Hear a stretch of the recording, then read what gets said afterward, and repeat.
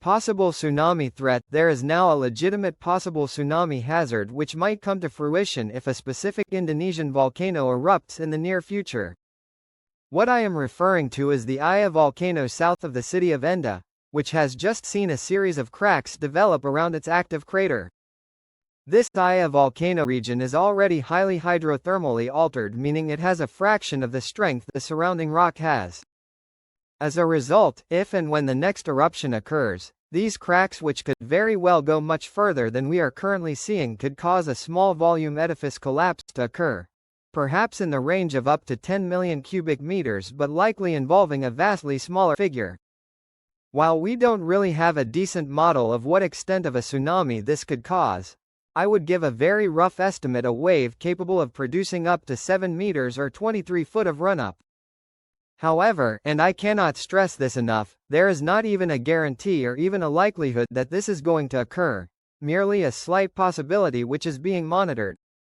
This is exclusion zone and evacuations. Iya was given an expanded exclusion zone which was previously 2 kilometers in all directions but is now 3 kilometers in all directions except for its southern sector where it is 5 kilometers.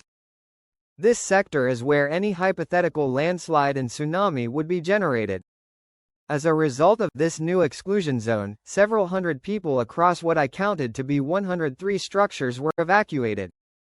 I also want to note that a false panic was created earlier today claiming that Iya is actively erupting. This is not the case, at least as of when I published this video on November 6. Iya's alert level was raised from 2 to 3 on November 5, indicating a color code change from yellow to orange due to its increasing volcanic unrest. This has consisted not only with the formation of the aforementioned cracks, but also due to an increasing number of volcanic earthquakes which have jumped from an average of 1 a day to 13 a day, most recently spiking to include 47 volcanic earthquakes on November 5. Alongside this, a strong sulfur odor has been gas emissions detected and reported by residents surrounding the volcano, likely correlating to increased emission of hydrogen sulfide gas.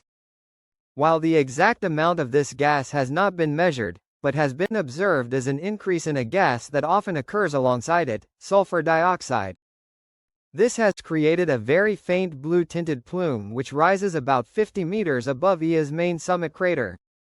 Although we still aren't completely sure what is occurring at the Iya volcano, especially at depth, a 5-hour journey, its recent increase in activity was sufficient to cause some of the scientists currently monitoring the aftermath of Lowotobi's destructive eruption to make a 5-hour drive to the west to monitor Iya.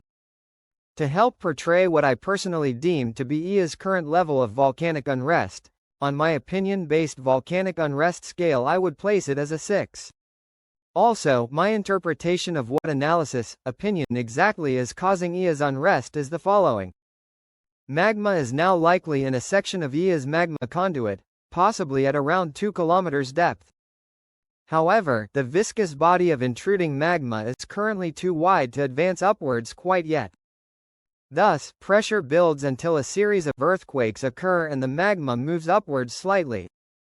If this pattern were to continue, it would take some time for the conduit to expand from the bottom up before an eruption could occur. And, if an eruption was to occur, further evacuations would likely be required. Depending on the intensity of such an eruption were one to occur, parts of or all of the city of Enda to the north, population 88,000, may need to be evacuated. As a final note, I would like to thank my new YouTube channel